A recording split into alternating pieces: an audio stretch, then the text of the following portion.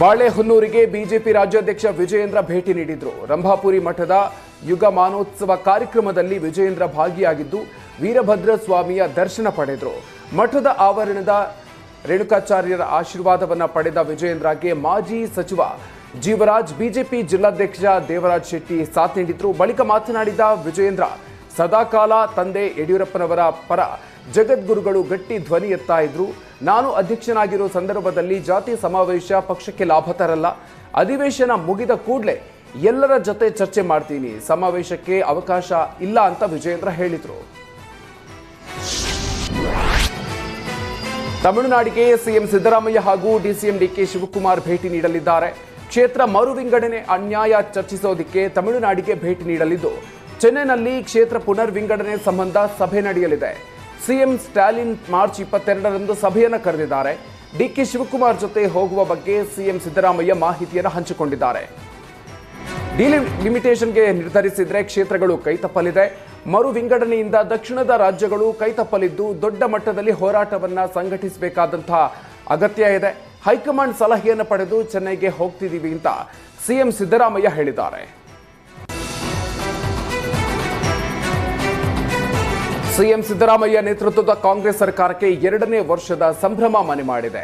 ಮೇ 20ರಂದು ಸರ್ಕಾರ ಬಂದು 2 ವರ್ಷಗಳು ಪೂರ್ಣಗೊಳ್ತಾ ಇದ್ದು, ಅವತ್ತೇ ವಿಶೇಷ ರೀತಿಯಲ್ಲಿ ಸಂಭ್ರಮ ಮಾಡೋದಕ್ಕೆ ಸರ್ಕಾರ ನಿರ್ಧಾರ ಮಾಡಿದೆ.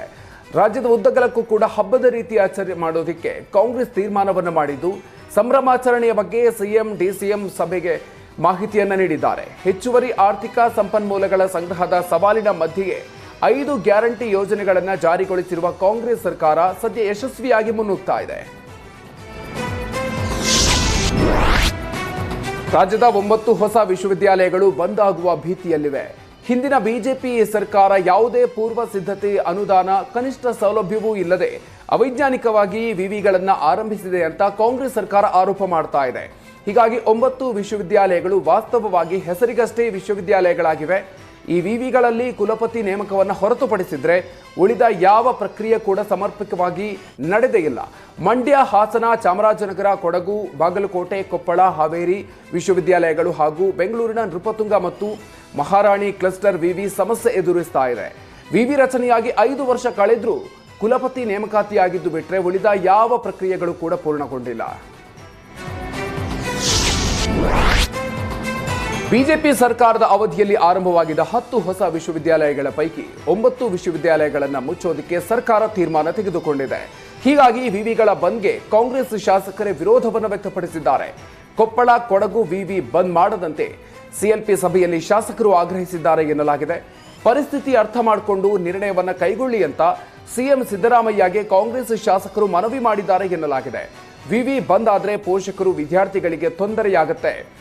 ಹೀಗಾಗಿ ವಿವಿಗಳನ್ನು ಬಂದ್ ಮಾಡಬೇಡಿ ಅಂತ ಶಾಸಕರು ಸಿಎಂಗೆ ತಾಕೀತು ಮಾಡಿದ್ದಾರೆ.